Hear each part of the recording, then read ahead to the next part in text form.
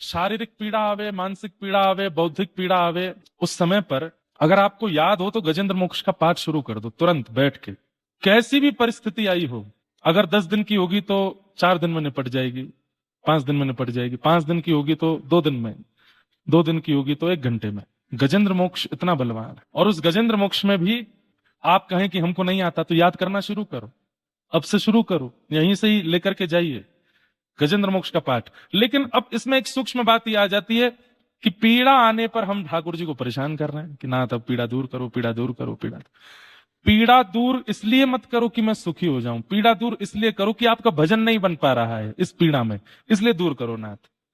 अगर कोई पीड़ा जीवन में आती है उसके बाद भी भजन नहीं छूट रहा है, कथा नहीं छूट रही है, सेवा नहीं छूट रही, तो पीड़ा को रहने दो, ठाकुर जी को परेशान मत करो, होने दो, करके निकल जाएगी। लेकिन उसके कारण वृंदावन छूट गया, कथा छूट गई, नाम छूट गया, सेवा छूट गई, तब गजेंद्र मोक्ष का पाठ करो। हे नाथ, ये पीड़ा मुझे आपसे दूर कर रही है, इसलिए मेरी रक्षा करो।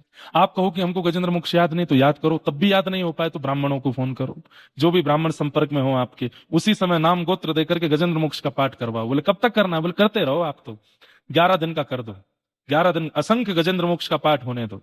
और आप क्या करोगे? घर बैठ के हरि शरणम, हरि शरणम, हरि शरणम, हरि शरणम। हरि नाम में इतना बल है, ये आप करके देख लेना।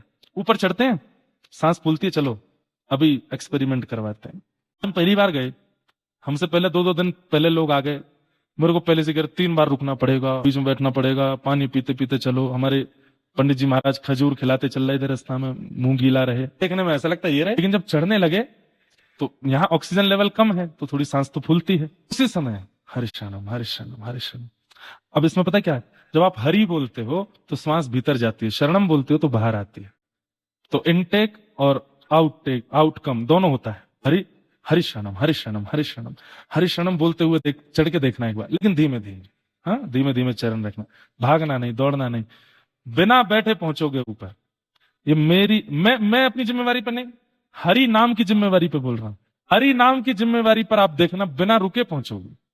गति धीमी रखना और धीमे धीमे चलना, श्वास पर फोकस करना, श्वास लेते समय हरि, छोड़ते समय शरणम, हरि शरणम, हरि शरणम। एक गति बनेगी, रोज करके आ सकते हो दर्शन। हाँ, ये चीज पर अगर आप पास आउट हो जाओ, लगे कि यार निकल गए, बस इसको फिर जीवन में अप्लाई कर देना। चाहे जैसी परिस्थिति, कितनी भी विशाल स्थिति, कितने भी पहाड़ सामने आ जाएं, हरि नाम लेकर के निकल जाइए। बहुत बल है हरि नाम में, 2 अक्षर का नाम है, लेकिन इतना बलवान है, आप उसका अनुभव करके ही कर सकते हो, बताने से नहीं होगा।